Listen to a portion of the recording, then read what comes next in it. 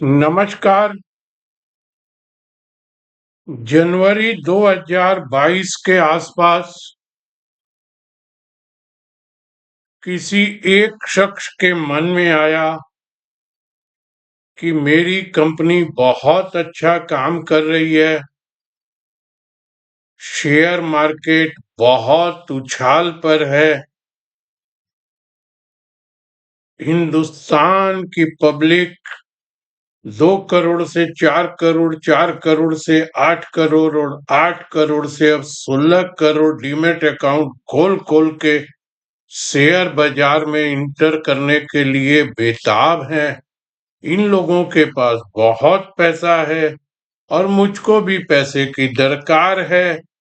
तो उन्होंने एक मर्चेंट बैंकर को बुलाया कि भैया देख, मेरा ये व्यापार, मेरी ये कंपनी, इसकी वैल्यूएशन लगा, बात कर, कितना रुपया जुगाड़ करके दे सकता है, कितने का आईपीओ ला सकता है। मर्चेंट बैंकर अपॉइंट हो गया।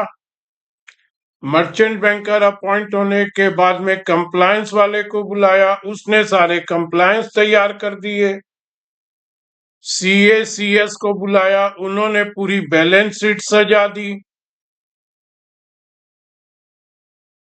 उसके बाद में एक मर्चेंट बैंकर के थ्रू 3 4 5 एंकर इन्वेस्टर से बात की गई, उनका अरेंज किया गया।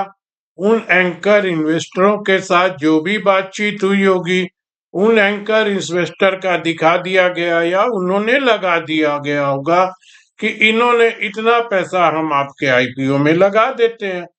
फाइनली एक रेटिंग एजेंसी को फिक्स किया गया, अपॉइंट किया गया, उसने उस कंपनी की सारी रेटिंग कर दी।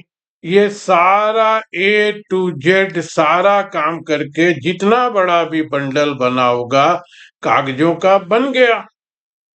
बनने के बाद पूरी बिरादरी दूल्हे के साथ सारे बाराती बॉम्बे के बांद्रा कुर्ला रोड पर सेबी के हेडक्वार्टर पहुंच गए। भाई ये पेपर, ये पेपर, ये पेपर, ये मर्चेंट बैंकर, ये इन्वेस्टर, ये अलाना, ये फलाना, ये सारा हमारा निमंत्रण कार्ड है। अब आप हमारी शादी की तैयारी कर दो और ये शादी हमारी करवा दो। Okay, it's all well, it's all well. कितने का लाना है आपको? 600 करोड़ का लाएंगे, ज्यादा नहीं चाहिए, 600 करोड़ चाहिए। Yes, it's okay, it's fine. 600 crore रुपया का आईपीओ सैंक्शन हो गया। उस समय कोई भी सेबी का अधिकारी, इंक्लूडिंग सेबी चेयरमैन, ये बोलने की जुर्रत या हिम्मत नहीं कर सका कि आप 600 करोड़ ला रहे हैं तो कम से कम 6 करोड़ रुपया 1% तो आप सेबी के पास डिपॉजिट रख दीजिए।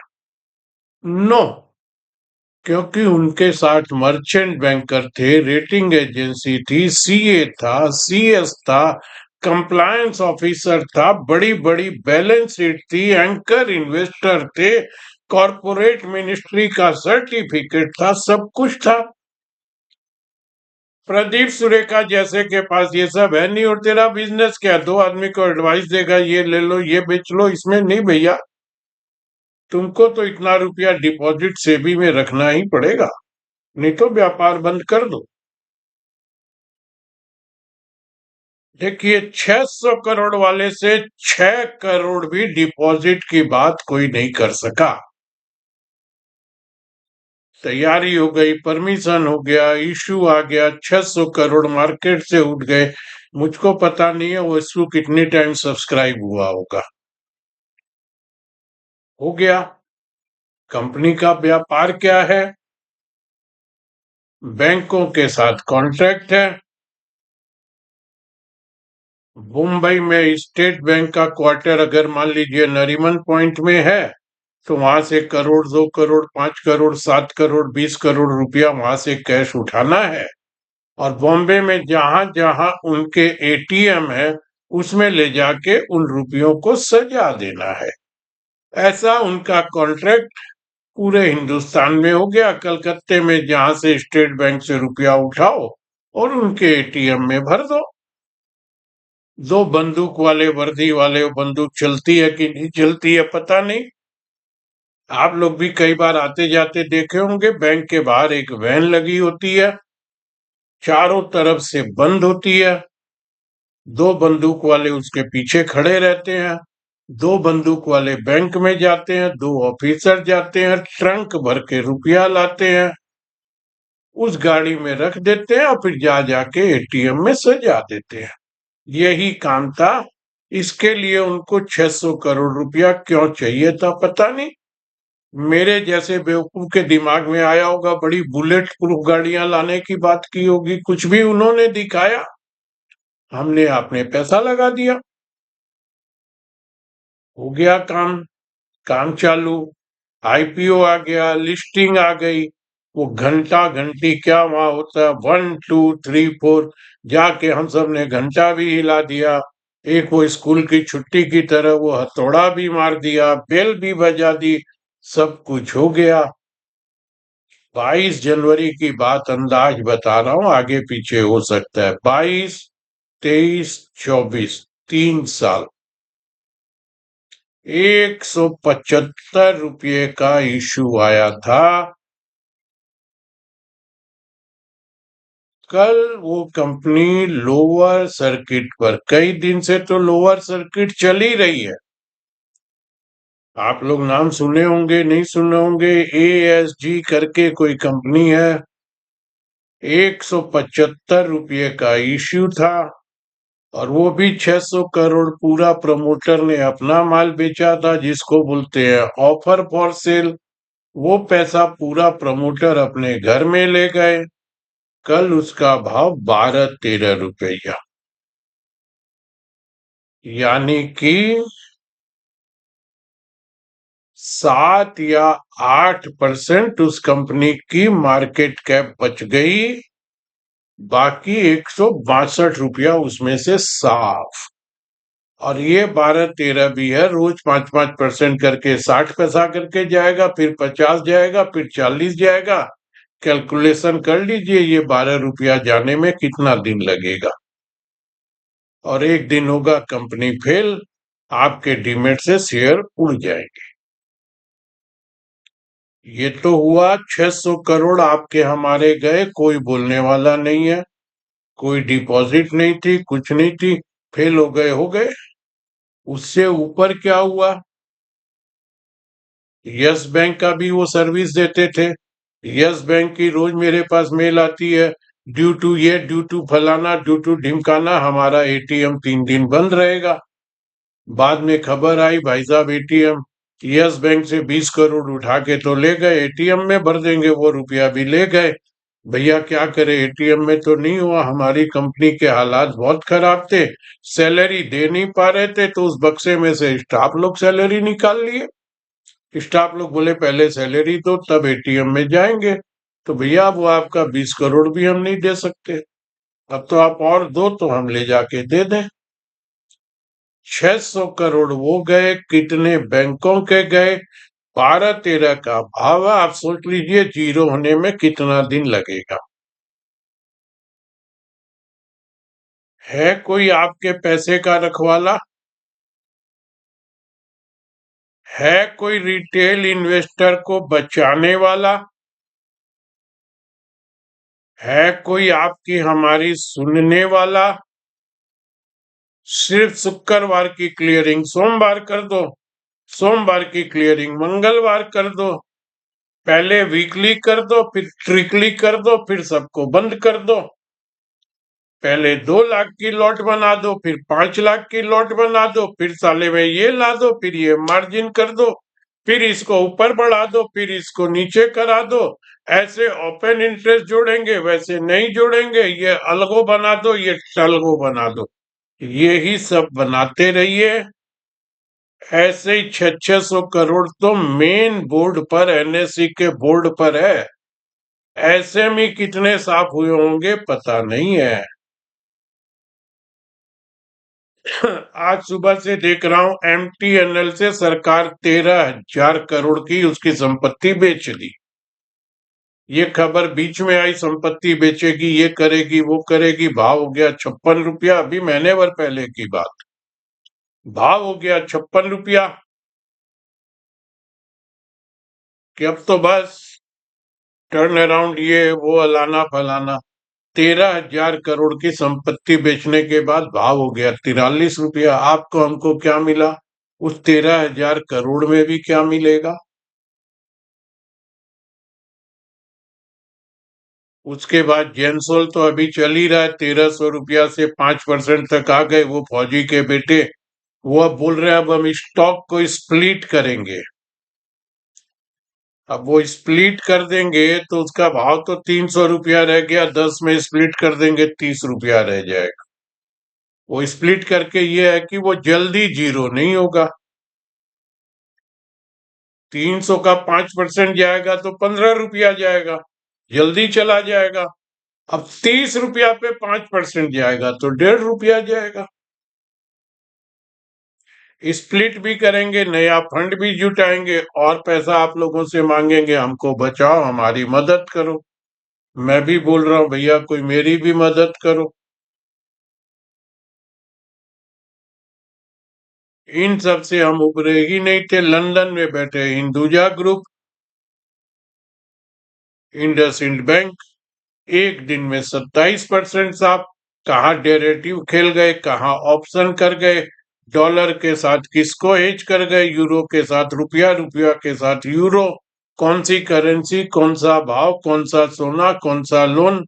आपके हमारे 27% एक दिन में। 1,500 का शेयर 600 रुपया साल भर में, 900 रुपये साफ। और हमारा सब कुछ ठीक है, चिंता मत कीजिए। यही बात राणा कपूर बोलते थे, ऑल इज वेल। यही बात हम लोग को सुनने आता है, इंडिया में सब चंगा सी। ये सारी बातें भूलने का एक ही मकसद है दोस्तों, अपनी हैसियत से ज्यादा, अपने दिमाग से ज्यादा, अपनी व्यवस्था से ज्यादा उछल कूद करेंगे तो कुछ हासिल नहीं लगेगा।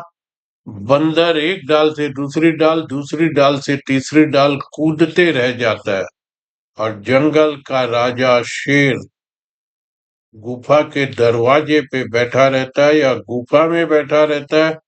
जब जरूरत होती है तब गुफा के बाहर निकलता है, गुफा में बैठ के पूरे जंगल पे राज करता है।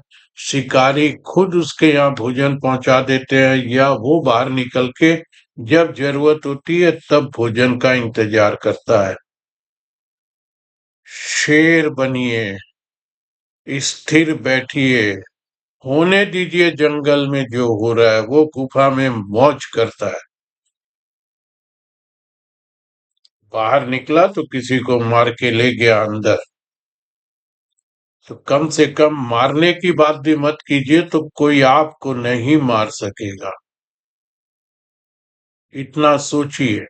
सुबह ट्रम्प क्या बोलेगा, रात को ट्रम्प क्या बोलेगा, दोपहर में ट्रम्प क्या बोलेगा, कब ट्रम्प ट्वीट करेगा, करने दीजिए ना। ट्रम्प को जो करना करे। वो मागा बनाएगा और हम मीगा बनाएंगे। ये मागा मीगा का मतलब मालूम है? Make America great again, make India great again. Putin साहब बोलेंगे अमारा, मेक रशिया MRGA। चाइना बोलेगा एम सगा बनाएंगे। और नॉर्थ कोरिया बोलेगा एन कबा बनाएंगे। ये एम कबा मीका मेक इंडिया, मीका टीका मीना गिना, गाय गाना टीका मीना, कुछ आनी जानी नहीं है। आपको हमको 100 शेयर बैंक ऑफ इंडिया के लेने हैं, आपको हमको 100 शेयर बजाज फाइनेंस के लेने हैं, आपको हमको 50 शेयर श्री राम के लेने हैं, 100 शेयर LNT के लेने हैं, 10 शेयर BSE के लेने हैं। इसमें ट्रम्प क्या बोल रहा है, ट्रम्प क्या करेगा, तो ये शेयर कहाँ जाएगा, हिंदुस्तान पेट्रोलियम का क्या होगा, तेल में क्या होगा, मेरे पास कम से कम 60-70 मैसेज और फोन आए, सर जरा इंडस इंड के बारे में बोलिए, जो मर गया उसके बारे में अब क्या बोले। ऐसे ही हमारे शास्त्रों में लिखा हुआ है, मरे हुए के बारे में कुछ बुरा नहीं बोलना चाहिए और उसकी चर्चा भी नहीं करनी चाहिए। अब आपको क्या इंडसइंड बैंक में ही सब कुछ उखाड़ना है? 70 बैंक तो और हैं। दोस्तों, सारी बात का एक ही बात बता रहा हूं, मत कूदिए, इस सब में कुछ हासिल नहीं हो। सब निकाल निकाल के रिकॉर्ड की क्लिप आपको दिखा देंगे, हमने ये कहा था, हमने ये कहा था। उनके पास व्यवस्था है, उनके बैक ऑफिस में 50-50 आदमी बैठे हैं, रिकॉर्ड है। रात को प्लानिंग बनती है, सुबह ये बोलेंगे तुम पीछे से ये चलाना, हम ये बोलेंगे तुम वो दिखाना। आप अपना संभालिए, कुछ आनी जानी नहीं है। ऐसे एएसडी, ऐसे जेनसॉल, ऐसे राणा कपूर, ऐसे हिंदुजा बहुत आएंगे, बहुत जाएंगे। और भाषा, मान सम्मान की मर्यादा, अब भूल जाइए वो संस्कार। कल भी मैं देख रहा था, कीर्ति आजाद जो कभी यूथ के मॉडल हुआ करते थे, 1983 की world cup team, winning team के मेंबर थे, आइकॉन हुआ करते थे। किसी के लिए कपिल देव, किसी के लिए गावस्कर, तो किसी के लिए कीर्ति आजाद। अब उनका खानदानी धंधा है, खानदानी है। उनके पिताजी बहुत बड़े लीडर थे, वो भी रिटायर होके क्या करेंगे, लीडर बन गए, अभी हमारे बंगाल से एमपी है। अब कल वो किसी दूसरे पार्टी के एमपी की पोल खोल रहे थे, बोले इनको बात करने का तमीज नहीं है, इनको लूर नहीं है, इनको ये नहीं है, इनको वो नहीं है। हमारे यहाँ बैठ करके ना एमएलसी बनने की सिफारिश करते थे, कपड़ा नहीं था इनका, कपड़ा हम बना के देते थे। आज ये हमसे बात करेंगे, आज हमसे ये करेंगे। इस तरीके से हमारी पार्लियामेंट में भी कपड़े फाड़े जा रहे हैं। इसमें अगर मैं अपनी शराफत से कंपेयर कर देता हूं कि भाई ये बोल रहा था और ये बोल रहा था, तो क्या गलत बोल रहा हूं फिर? सभी तो अपने व्यापार में लगे। ध्यान से जाइए कौन क्या बोल रहा है, अगर समझ सकते हैं तो समझिए। ट्रम्प क्या बोल रहा है उससे आपका हमारा कुछ नहीं, अब बोलने दीजिए उसको। वो तो 4 साल बोलेगा, 4 साल दुनिया को हिला के रखेगा, वो तो बोलेगा। आप 4 साल क्या करेंगे? आपके पास कितना है, कौन सा लेना है, कब लेना है, कब बेचना है, अपने आप कर सकते हैं तो ठीक है, नहीं तो भतेरे लाइसेंस वाले भी हैं और बिना लाइसेंस वाले भी हैं। तकलीफ होगी लाइसेंस वाले खोजने में। कम से कम 15 करोड़, 17 करोड़, 20 करोड़ डीमेट अकाउंट है, 140 करोड़ की आबादी है। 2014 में सेबी ने रूल बनाया, हमारे यहाँ रजिस्टर्ड हो जाइए। परसों शाम तक की सेबी की वेबसाइट पर मात्र 1503 रजिस्टर्ड रिसर्च एनालिस्ट है। ये सेबी बोल रहा है। कितने एक्टिव है, कितने इनएक्टिव है, उसका कोई डाटा नहीं। और ये लाख, 5 लाख, 10 लाख की जब बात आएगी तो और कितने जाएंगे पता नहीं। आज फिर मेरे मेल में बॉम्बे स्टॉक एक्सचेंज से मेल आई, आप ये दीजिए, आप ये दीजिए, आप ये दीजिए। वो देना ऑनलाइन ही है, दूंगा। गलती हो जाएगी तो ये करेक्ट कीजिए। अब सारा व्यापार छोड़ के उसी में लग जाओ। हम इस बात पे नहीं सोचेंगे कि 11 साल पहले एक कानून बनाए थे, इस कानून में ऐसी क्या कमी है कि मात्र 1500 लोग आए। लोग क्यों नहीं आना चाहते हैं?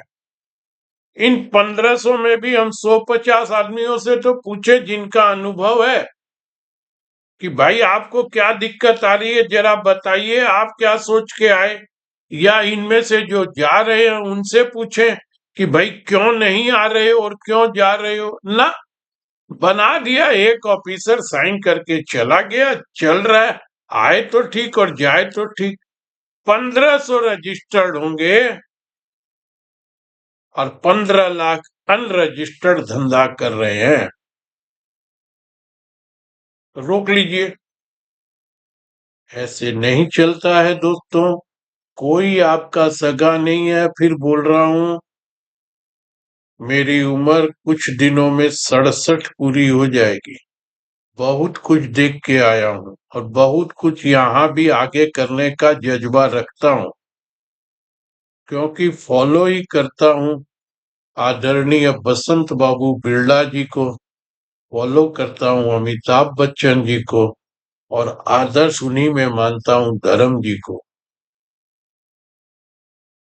हिम्मत तो नहीं हारूंगा, जैसी व्यवस्था होगी उसमें व्यापार करूंगा, काम करूंगा, जिम्मेदारी और ईमानदारी से करूंगा। आज तक अपने इन सौदों के साथ समझौता नहीं किया हूं।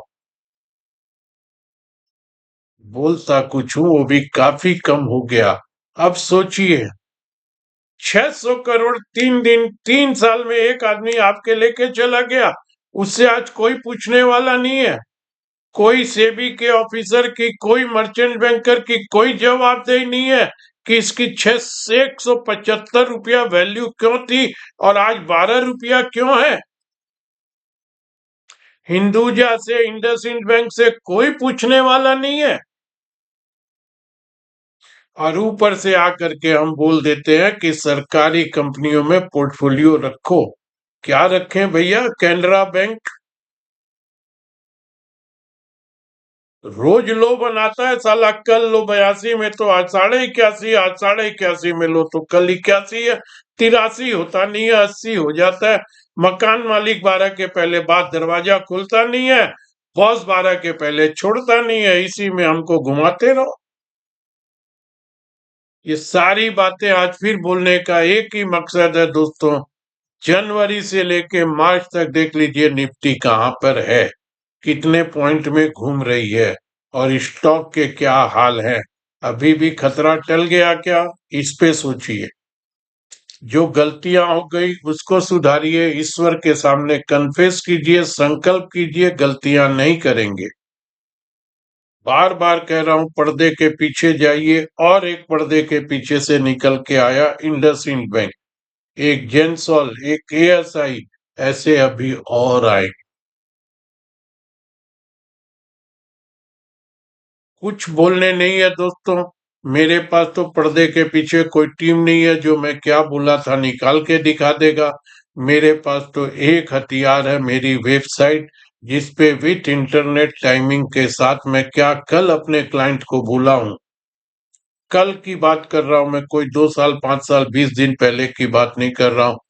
कल भी मैंने क्लियर ऊपर नीचे आगे पीछे दाएं बाएं कुछ नहीं, सीधा लिखा था 325 के स्टॉप लॉस पे निफ्टी बाई कर लीजिए। 610 और 600 कितने का दूसरा टारगेट दिया था। कल 329 का लो लगा है। पहले निफ्टी खुली ऊपर गई, 577 का हाई लगा। आप 610 का इंतजार करते रह गए तो अलग बात है, नहीं टिकी, आप 550 में 500 में भी निफ्टी बेच दिए होते तो फिर निफ्टी नीचे 330 आई है। 325 का स्टॉप लॉस दिया था, 329 रुपया से निफ्टी घूमी है। ये मेरी कल की रिपोर्ट है, बहुत पुरानी तो आप सब देखिए, 23 साल का मेरे पास तो कोई कैमरा टीम है नहीं।